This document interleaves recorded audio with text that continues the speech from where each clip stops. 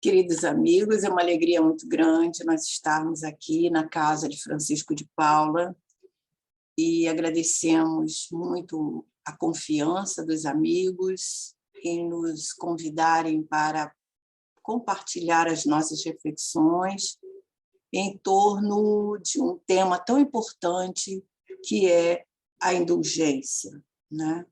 Então, somos muito gratos também pela oportunidade da reflexão do Evangelho. É sempre muito bom nós estarmos refletindo sobre o Evangelho de Jesus. E nós acreditamos que o propósito desse estudo será para nós também um convite ao esforço de cada um de nós, né? Aquele esforço que devemos imprimir nas nossas condutas, nas nossas escolhas, ou seja, agir com mais doçura, com mais gentileza, com mais humanidade nas ações do nosso dia a dia, né? E na convivência, certamente, com os nossos irmãos de caminhada. Nesse capítulo 10, onde onde está exarado esse tema, né? Dentro do capítulo Bem-aventurados os misericordiosos, capítulo 10 do Evangelho segundo o Espiritismo, Kardec apresenta 3 mensagens, nos trazendo em seus conteúdos observações e elucidações e, certamente, advertências, né, que dizem respeito às nossas escolhas, ou seja, como devemos agir no nosso dia a dia, como devem ser as nossas escolhas frente às diversidades e ocorrências, frente aos sentimentos que emitimos naquele momento exato em que estamos vivendo aquela situação. Isso tudo é para nós pensarmos. Situações estas que nós estamos envolvidos no nosso dia a dia. Nós sabemos que ainda no campo da indulgência nós somos carentes em face das imperfeições que ainda trazemos, né? E daí a necessidade de exercitarmos essa virtude para que cada vez mais ela possa ter condições de desabrochar em nossas almas, já que somos todos possuidores das sementes divinas que estão latentes dentro de nós. Então, para nós exercitarmos a indulgência, nós precisamos, né, de fazer o trabalho do autoconhecimento, precisamos de aprender a nos perdoar, precisamos aprender a aceitar as nossas dificuldades, as nossas limitações, que nem sempre é muito fácil, né? E aceitar essa inadequação nossa, pessoal, né, de cada momento, nesse momento atual que nós estamos da nossa encarnação. E porque a gente sabe que estamos dentro da escala dos espíritos imperfeitos, ainda estamos em processo de aprendizado, portanto, não estamos prontos, mas estamos no processo. Então, quando a gente vai estudar lá o Livro dos Espíritos, nós vemos lá na questão 115 que Deus nos criou simples e ignorantes, mas abriu para nós todo um horizonte de possibilidades, de realizações, onde nós podemos e devemos enfrentar. Devemos batalhar de maneira assim incansável, sempre focados no objetivo de alcançarmos o nosso aprimoramento como espíritos imortais que somos. Então, é preciso que nós estejamos atentos, pensando, repensando, onde é que nós podemos melhorar um bocadinho aqui, um bocadinho ali, analisando, diante dessa nossa realidade, as nossas condutas, estarmos fazendo sempre essa autoavaliação, que esse é o processo do autoconhecimento, aquele que Santo Agostinho nos aconselha lá na questão 919A. Então, ao invés de utilizarmos o nosso tempo como sensores das atitudes alheias, porque é sempre mais fácil, né, para nós devemos nos esforçar para nos inspirarmos em Jesus, que é o nosso guia, o nosso modelo, e buscarmos agir assim, da melhor maneira possível nos nossos momentos de convivência com os nossos irmãos em humanidade.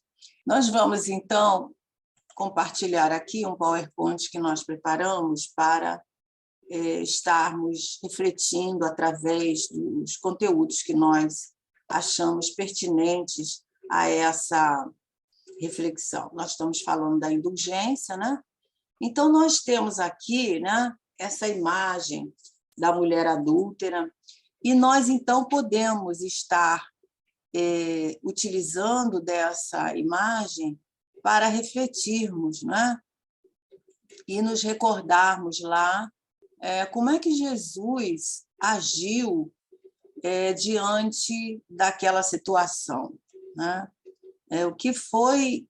Qual foi a atitude de Jesus naquele instante, né? E aí nós podemos estar, né, refletindo naquele momento ali, diante daquela multidão que se encontrava ali prontos para apedrejar aquela mulher, a gente refletir qual foi a atitude de Jesus naquele momento. Jesus agiu ali sem palavras, não é? Sem palavras, simplesmente ele se nivelou ali com aquela mulher que estava caída ao chão e começou a escrever alguma coisa ali, né?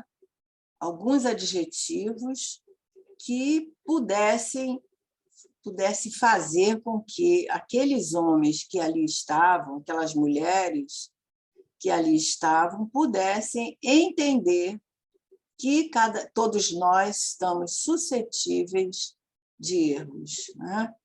E a atitude de Jesus, então, foi de não condenar aquela mulher, não incriminou, não censurou, não julgou, simplesmente ele se abaixou, nivelando ali a sua altura, porque ela estava caída, e perguntou: mulher, onde estão aqueles que te condenaram? Ou aqueles que te condenavam? E ela diz: foram embora, Senhor. E Jesus fala para ela: eu também não te condeno, vá e não tornes a pecar. Jesus usa de compaixão naquele momento, trazendo aqueles que ali estavam a pensar sobre a atitude, né? Porque nós não estamos no papel de condenar ninguém, simplesmente porque nós ainda somos suscetíveis de cometer erros. Por isso que estamos ainda na escala evolutiva de como espíritos imperfeitos. Então, essa atitude de Jesus em silêncio nos traz um grande exemplo de indulgência, né? Naquele momento, Jesus agiu de maneira que aquela mulher pudesse entender que ela teria outra oportunidade. Era só ela seguir adiante e não tornar a pecar. Então, essa atitude de Jesus tem um valor muito significativo, diante, principalmente, do tema que nós estamos estudando. Nós aprendemos aí com Jesus que, para lidarmos com a fraqueza do outro, é preciso que estejamos bastante lúcidos, para que as nossas atitudes, as nossas palavras, tragam sempre a paz, a calma, o equilíbrio àquele que busca, àquele que precisa de socorro. Nós precisamos de estar lúcidos para agirmos assim. Então, é preciso que nós entendamos que nunca seremos os promotores da paz se nós nos posicionarmos diante daquele que comete algum erro, algum equívoco, que age de maneira diferente dos nossos valores, se nós nos posicionarmos como os donos da verdade, como juízes, né? E temos aí o exemplo de Jesus. Jesus agiu totalmente de forma compassiva, de forma que acolheu aquela criatura sem estar conivente com os seus erros.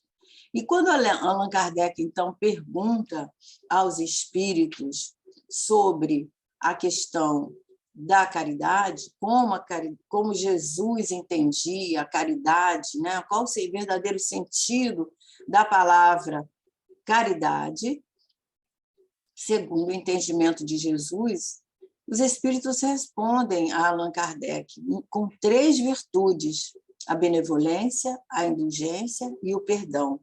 Então, nós vemos aí que a indulgência ela faz parte da caridade, como nos ensinou Jesus, como Jesus praticava, né? Usando de benevolência, usando de perdão, usando de indulgência.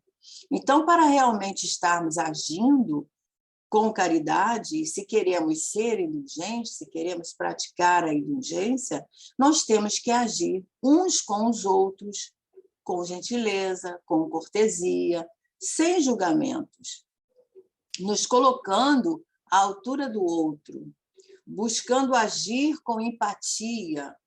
E, para isso, precisamos estar atentos para não perdermos nenhuma oportunidade. Toda vez que nós nos sentimos magoados, ressentidos por alguma atitude daqueles com quem convivemos, daqueles que agem de maneira diferente aos nossos valores e nós não compreendemos as suas atitudes, estamos perdendo a oportunidade de ser indulgente, de praticar a indulgência. Não é verdade? Então, lá no Evangelho, no capítulo que nós estamos estudando, no item 17, o espírito João, bispo de Bordeaux, em 1862, ele nos traz no conteúdo da sua mensagem o seguinte: sede indulgentes com as faltas alheias, quaisquer que elas sejam. Não julgueis com severidade, senão as vossas próprias ações, e o Senhor usará de indulgência para convosco, como de indulgência houverdes usado para com os outros. Então, é aquela situação que o Evangelho nos fala e que nós sabemos, né? E com a mesma medida que medimos o outro, nós seremos medidos também. Então, o Senhor usará de indulgência para conosco da mesma forma que nós usamos de indulgência para com os outros. Então, para agirmos assim, nós precisamos estar atentos, vigilantes, precisamos de buscar o autoconhecimento, precisamos nos educar e irmos trabalhando a nossa individualidade no sentido de desenvolver em nós essa tolerância, que é uma tolerância construtiva. O que é uma tolerância construtiva? É o entendimento dessa relação minha com o outro e assim estarei colaborando no desenvolvimento da solidariedade. Ela está construindo essa solidariedade dentro de uma compreensão que devem ser os pilares da fraternidade para esse mundo novo que todos nós almejamos e que cada um de nós é responsável por essa construção íntima, pessoal, pouco a pouco. Nós vamos construindo, primeiramente, nosso íntimo, até que um dia essa luz, unida a todos aqueles que estão no mesmo propósito, possa se manifestar, iluminando a todos, iluminando esse mundo que nós estamos construindo. É claro que ainda vamos encontrar com as nossas sombras, isso é muito natural. Nós não estamos prontos, como dissemos, somos imperfeitos, porém perfectíveis. Mas será que nós vamos encontrar luzes nesse processo? Sim, vamos encontrar luzes. Todos nós possuímos sombra e luz, né? E mesmo que essas luzes sejam pontinhos minúsculos, nós vamos nos apegar a essas luzes e trabalhar com elas, porque é aquilo que nós temos no momento, para, através delas, devastarmos as sombras ainda existentes. Então, cada vez que nós vamos trabalhando, ampliando as nossas luzes íntimas, no esforço de cada um estar exercitando aquela virtude que se apresenta no momento, ali a necessidade, nós estamos combatendo as nossas sombras interiores, as sombras que trazemos ainda em nossa alma, que são as nossas limitações, que são as nossas mazelas, digamos assim, espirituais, mas que elas vão ser tratadas à medida que nós nos esforcemos também. Essa é a nossa tarefa mais importante aqui na nossa encarnação, trabalhar em favor do nosso aprimoramento, do nosso crescimento moral, porque estamos aqui para isso, para progredir, para vencer as más inclinações, né? Para melhorarmos a nós mesmos a cada dia, e é assim que estaremos buscando a nossa saúde, né? Em todos os níveis, a nossa saúde espiritual. Isso vai depender das nossas condutas, das nossas ações, das nossas escolhas e também dos nossos pensamentos. Nós precisamos compreender que, quando agimos com rigidez, com severidade para com os atos alheios, nós vamos limitando a nossa alegria de viver, né? Isso vai trazer o quê? A falta de alegria de viver não vai conferir essa saúde espiritual, essa saúde integral que nós buscamos, que é a saúde do espírito, a saúde do espírito imortal. E, abrindo um parêntese aqui, nós queremos dizer que, quando nos referimos à saúde, não estamos falando de ausência de enfermidade, porque essa saúde é a do espírito, essa que nós estamos nos referindo.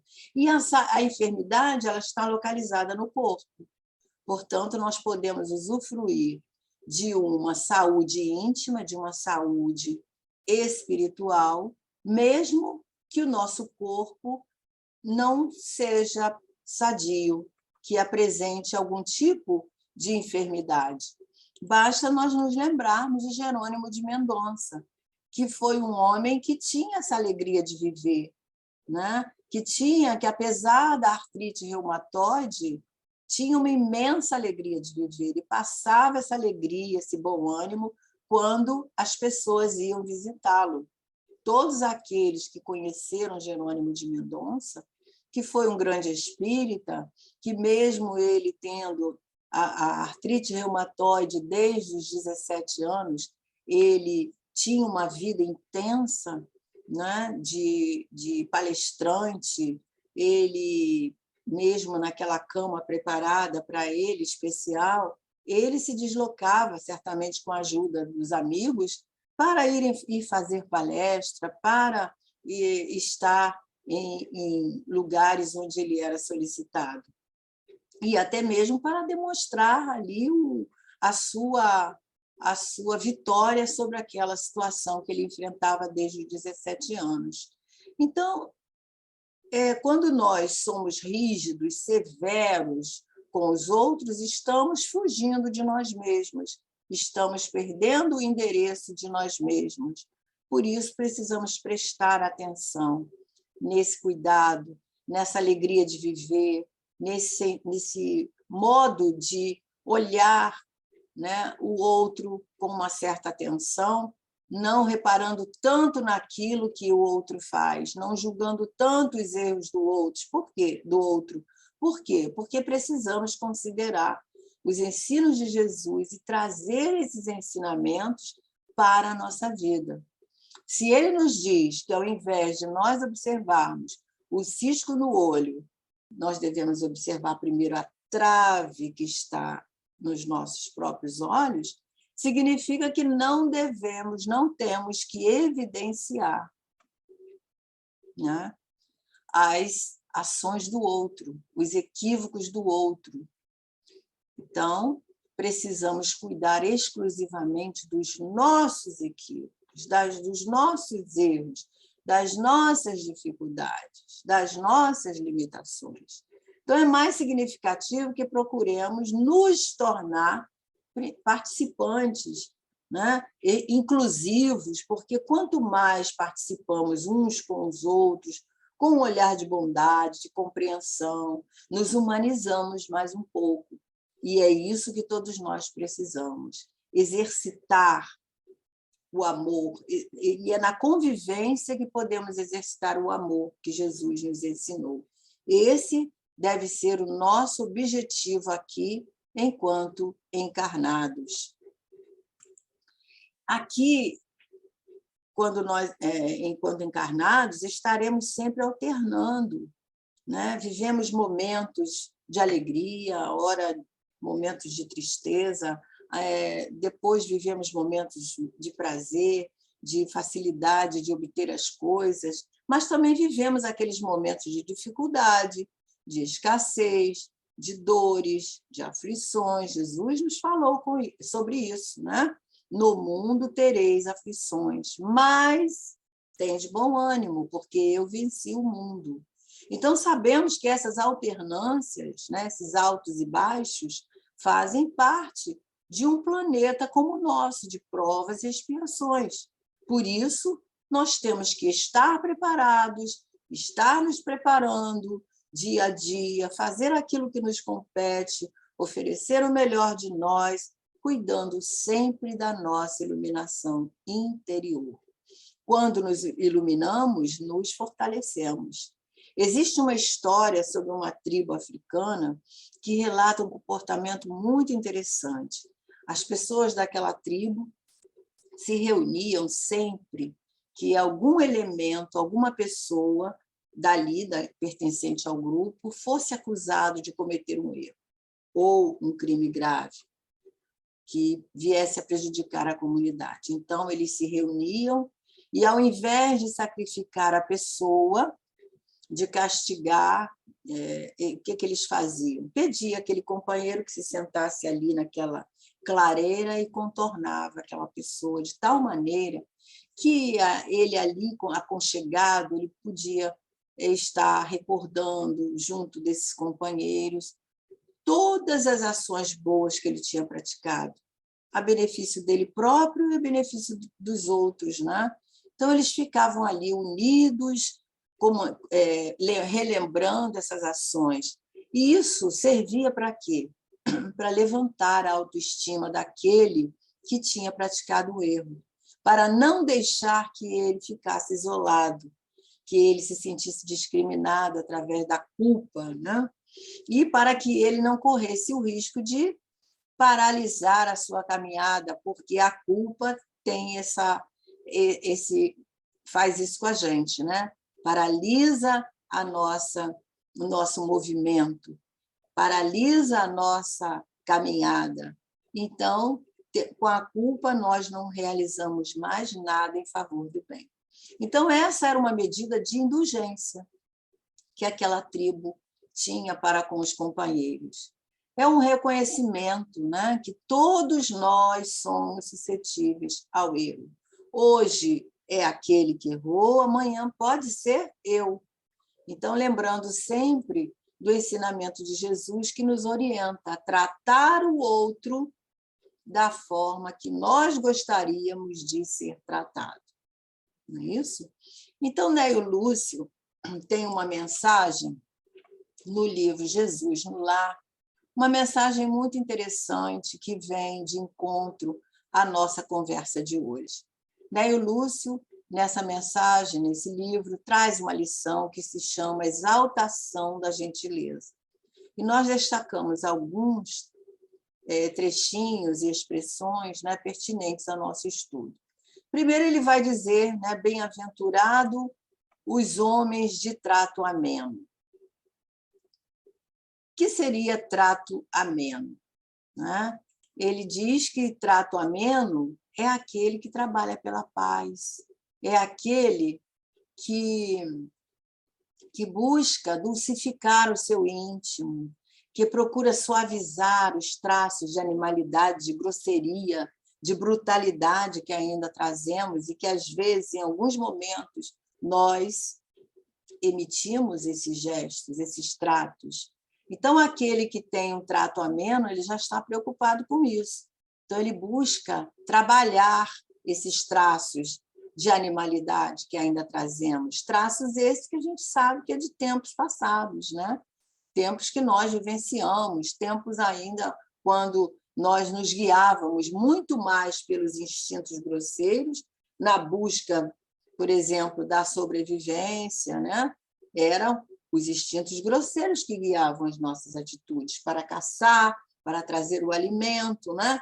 Era essa brutalidade. Mas hoje nós estamos em outro patamar, não é? Nós já amadurecemos um pouco, já subimos um pouquinho na escala evolutiva, já temos a inteligência para pensar, já usamos o nosso livre-arbítrio para as escolhas, já temos maior lucidez, já conseguimos repensar nas nossas condutas e estamos no esforço, esse esforço que nós falamos no início, de imprimir nelas a suavidade, a mansidão, a gentileza e a cortesia, tão necessária nos dias de hoje, né? Então, né, o Lúcio continua aí a mensagem dizendo: bem-aventurados, aliás, eu passei aqui, bem-aventurados os homens de trato ameno, que sabem usar a energia construtiva entre os gestos de bondade e o verbo de compreensão. Então, vamos, então, refletir um pouquinho nessas expressões. Gestos de bondade, né? São aqueles que já se sentem capazes, já estão capacitados para acolher o outro, né? Para entender, para ouvir o outro, e não se posiciona como superiores naquele momento crítico onde o outro está frágil, assim como fez Jesus diante daquela mulher. É aquele que já consegue criar uma empatia entre aquela pessoa que fala, que conta as suas dificuldades, as suas situações ali, e já tem essa empatia de não julgar, de colocar primeiro no lugar do outro, simplesmente para ouvir, né? Gestos de bondade também é quando nós estamos presentes em uma situação, mesmo que nós estejamos em silêncio, porque, às vezes, o silêncio é a forma mais adequada para nós consolarmos o nosso semelhante, porque, mesmo em silêncio, nós podemos demonstrar acolhimento e amparar aquela pessoa. Lembremos de Jesus, mais uma vez, perante aquela mulher. Se encontramos alguém, por exemplo, que esteja infeliz, podemos oferecer esse acolhimento, essa empatia, esse gesto de bondade, que pode suavizar, né, o íntimo daquela pessoa, que pode renovar as forças daquela pessoa, ajudando a ela a retomar o caminho. Foi esse gesto de Jesus naquele momento. E Ney Lúcio fala também do verbo de compreensão, não é? Todos nós sabemos da importância da palavra. Quando falamos com alguém, a nossa voz é envolvida numa energia própria que faz parte do nosso magnetismo. Então, a nossa palavra ela precisa estar sempre envolvida de uma sinceridade, de um sentimento de compreensão, né? De uma atenção maior naquilo que nós falamos, para que ela penetre no íntimo daquela pessoa, ela impregne os sentimentos, né, que eu estou emitindo e possa tocar o sentimento daquele que me ouve. E, para isso, nós precisamos usar de uma sinceridade amena, falar sem magoar, gentilmente, amorosamente. Sabemos que, através da palavra, nós podemos reerguer alguém, né? Mas também nós podemos rebaixar, podemos humilhar, fazendo com que aquele companheiro se sinta tão pequeno que, ao invés de eu ajudá-lo, posso estar sendo o veículo dele retomar, né, o ponto de partida, dele retornar à queda, dele retornar ao vício, retornar ao mesmo estado em que estava. Então, toda vez que nós utilizamos a palavra de forma negativa, nós estamos traindo o objetivo pela qual a palavra foi criada, né? O objetivo, qual é o objetivo da palavra? Transmitir o bem, comunicar com o outro, né? E que ela seja envolvida pelo amor, pela gentileza, pelo bem que ela possa carregar, né? O bem, nós sabemos que é regra imutável do Criador, que vai, através da prática do bem, dessa prática do amor, vai nos conduzir a uma felicidade íntima, uma felicidade do espírito, né? Não a felicidade de obter coisas, mas aquela felicidade íntima, de consciência tranquila, de alegria quando nós podemos oferecer a alegria ao outro, né? E quando nós nos desviamos do bem, nós estamos nos desviando da lei divina, da lei de amor. Por isso, nós nos infelicitamos, nós nos sentimos, né, sofridos. E essa felicidade íntima que tanto nós desejamos, ela está relacionada com o bem que nós praticamos, com o bom uso que nós fazemos dos talentos, de todos os instrumentos que Deus nos muniu para que nós pudéssemos multiplicá-los, para que nós pudéssemos, através desses talentos, distribuir, né, o amor, o bem, a compaixão a todos aqueles que estiverem no nosso caminho, a todos aqueles que nós tivermos oportunidade de ajudar. E assim nós desenvolveremos, passo a passo, aquele amor incondicional que Jesus nos ensinou. Toda vez que surgir uma oportunidade de vivenciarmos junto do nosso semelhante a indulgência, né, nós vamos lembrar que através da nossa palavra, que é uma ferramenta de trabalho, nós podemos estar usando os gestos de bondade, né? Os gestos de compreensão, e estaremos aproveitando a oportunidade do exercício. Porque as virtudes se desenvolvem em nós à medida que nós exercitamos, né? É preciso que nós, às vezes, nos esforcemos com afinco, mas, ao longo do tempo, isso vai ser espontâneo, de tanto que nós aplicamos a nossa vontade, o nosso esforço para fazermos aquela ação, ela vai se tornando espontânea, né? Ela vai impregnando em nós e nós vamos conseguir fazer com espontaneidade. Então, meus amigos, a proposta dessa lição da indulgência é essa, entendermos que ela vem nos inspirar ao trabalho, ela vem nos fazer aprender, né, a desmanchar essa dureza dos nossos corações que ainda trazemos, encontrando assim uma forma mais humanizada que facilite a nossa aproximação, a nossa convivência com os nossos irmãos de caminhada. Isso vai começar aonde? Na nossa casa, no nosso lar, no nosso ambiente doméstico, no nosso trabalho, nas ações no nosso cotidiano, na vida em sociedade e nas pequenas ações.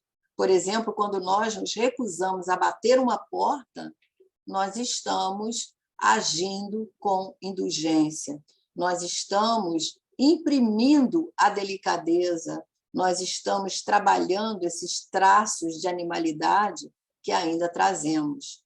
Quando usamos do silêncio diante de alguém que está nervoso, alterado, também estamos exercitando a indulgência. Quando temos uma palavra de calma, de compreensão, com alguém que cometeu um erro, um equívoco, estamos praticando a indulgência através do acolhimento, através do aprendizado do ouvir, né? E nesse treino, nesse exercício, nós vamos nos tornando melhores a cada dia, alcançando o objetivo que nos trouxe aqui. E Neio Lúcio continua a sua mensagem dizendo para nós o seguinte: ele diz: bem-aventurados os filhos do equilíbrio e da gentileza, que aprendem a negar o mal sem ferir o irmão ignorante, que solicita esse mal sem saber o que pede. Então, não precisamos de ser coniventes com os equívocos do outro, mas podemos ser, de maneira equilibrada, nós podemos sustentar os valores que nós já conquistamos para ajudar o outro, sem ferir aquele que quer continuar caminhando por caminhos diferentes dos nossos, aquele que cultiva valores diferentes dos nossos. E, dessa forma, nós vamos mantendo a nossa postura de maneira digna, porém sem cobranças, sem humilhar aquele, né, que ainda caminha de forma equivocada, sem repreendê-lo, sem julgá-lo, assim como Jesus agiu naquele exemplo que nós trouxemos da mulher, né, adúltera. Então, nós podemos contribuir, estar contribuindo para que esse irmão, um dia, repense também as suas condutas, né? Que ele também encontre o seu caminho, que ele também tenha a sua oportunidade de crescer. E isso é muito bom, né? Porque vamos, aos poucos, caminhando, e os nossos companheiros também. Todos nós estamos em aprendizado. Uns mais à frente, outros mais atrás, outros estão mais à frente do que nós, e assim nós vamos caminhando.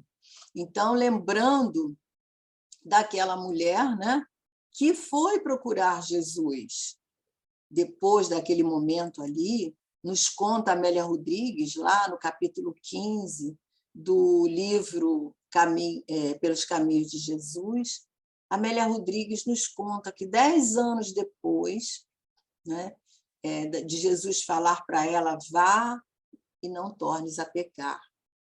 Sabemos que ela encontrou o seu caminho, né? E Amélia Rodrigues vem nos contar sobre isso, né? 10 anos se passaram e nós vamos encontrar essa mulher numa casinha humilde, mas cheia de amor, lá na cidade de Tiro, onde ela descreve que uma mulher que trazia a face com vestígios de grande beleza em decadência, porque certamente ela se torna pobre, né? E diante da vida que ela levava, ela tinha simplesmente aqueles traços de beleza, era possível notar. Mas ali ela reunia os infelizes para limpar as chagas, para falar de Jesus. Naquele tempo, muitas pessoas traziam aquelas feridas devido ao tipo de vida, né? A falta de higiene, a falta do banho, a falta de medicamentos, né? Então, aquelas feridas que custavam a cicatrizar, talvez por questões patológicas, né? O diabetes e tudo mais, que nessa época nem se falava sobre isso, né? Mas sempre existiu no organismo, né? E isso, aos poucos, foi chegando até nós, a ciência, né? Foi descobrindo. Mas, naquela época, era possível que tivesse muitas doenças naquelas pessoas sem poderem ser sequer tratadas, né? Nem eram descobertas.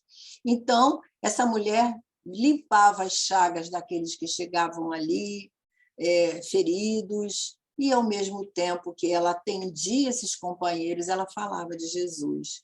E ela se torna muito querida e respeitada ali por todos aqueles que a conheciam. E ela foi... Por quê? Porque ela foi oferecer os talentos que ela nem sequer sabia, né, que tinha esses talentos, as sementes divinas que estavam dentro dela, floresceram. E ela atendeu, deu alegria a tantos outros infelizes. Então, ela mudou a sua conduta. É uma história linda. Ela foi tratar das feridas físicas e morais, porque, ao mesmo tempo que ela curava as feridas, ela falava de Jesus, ela levava o conhecimento, né? Através da sua palavra, levava o conhecimento àqueles que precisavam de uma palavra, de um consolo, de um aconchego, né? Então, ela reconhece os seus erros, naquele momento que Jesus diz para ela, vá e não tornes a pecar. E Jesus aconselha que ela siga a sua vida. Então, ela reconhece seus erros, aceita a valiosa oportunidade de crescimento moral. Então, ela aproveitou a oportunidade ímpar na sua encarnação, porque talvez não tivesse outra chance, né? E são esses gestos de bondade que, às vezes, podem até passar despercebido, né? São esses momentos que são apresentados para nós, essas oportunidades que nós precisamos aprender a aproveitar para exercitarmos esse amor, né? E a Amélia conta essa história dizendo que, certo dia, ela recebe lá um doente, né, que vai ser tratado por ela, e enquanto ela curava as feridas, ela conversava com aquele homem, ela falava sobre Jesus, como falava para todos, e esse homem comenta, né, que ele, certa vez, deixou passar uma oportunidade valiosa por não escutar os conselhos de Jesus. Mas depois que Jesus é crucificado, ele cai em si e ele reconhece que ele tinha cometido erros na sua vida, né? E aí ele conta para ela que ele conheceu Jesus num momento quando Jesus atendeu a sua mulher. Então, ela começa, né, a ligar os pontos ali. Mas aí foi um encontro, por isso que chama encontro de reparação, porque ele já tinha entendido a palavra de Jesus, ele já tinha caído em si, ele já tinha reconhecido também o seu erro e estava ali, a semente sendo rompida da casca, né? Ali pronto para seguir o seu caminho, aproveitando a oportunidade. Então, são esses gestos de bondade, nessas histórias tão lindas que nós sabemos que o Evangelho compõe, que nós vamos aprendendo e vamos percebendo as nossas oportunidades para exercer o amor. Oportunidades de nos tornarmos melhores, porque esse é o objetivo da nossa encarnação. É o amor que vai nos educar. É o amor que vai nos promover, né? Que vai promover essa transformação, quando nós pudermos estar emanando esse amor, vivendo esse amor, compreendendo o outro através desse amor, né? Porque é no amor que resume a doutrina de Jesus. Então, meus amigos, era essa reflexão que nós trouxemos para nós nessa noite, né? E vamos terminar aqui com uma fala de Joana de Ângeles, que nos diz: a indulgência é a condescência em relação ao outro. Né? Condescência é nós estarmos tolerando, né? A gente aceitar as diferenças, é nós estarmos entendendo que nós erramos também, o outro também tem esse direito, né? Então, ela diz, seja na referência às suas opiniões ou ao comportamento, ao direito de crer no que lhe aprouver, pautando as suas atitudes nas linhas que lhe pareçam mais compatíveis ao modo de ser, desde que não firam os sentimentos alheios, nem atentem contra as regras da dignidade humana ou do Estado, constitui a tolerância. Então, a indulgência é a tolerância, é nós respeitarmos o outro nos seus direitos de agir, de pensar, de opinar, de colocar as suas diferenças das nossas opiniões, dos seus comportamentos. É o direito dele crer no que ele quiser, né? Desde que as suas atitudes lhe pareçam compatíveis ao modo dele mesmo ser e que não firam os sentimentos alheios do outro. Então, nós temos que ter essa condescendência. Então, essa mensagem de Joana encerra uma definição perfeita da indulgência, que é a tolerância para com os nossos companheiros de jornada. Então, essa é a mensagem dessa noite, que nós possamos perseverar no exercício da indulgência, com as palavras, com ouvindo o outro, aprendendo a falar com o outro, exercendo a tolerância e, consequentemente, estaremos exercendo o perdão, a benevolência, que fazem parte da indulgência, e que possamos caminhar no esforço, no aprendizado da indulgência. Que Jesus nos abençoe. Muita paz.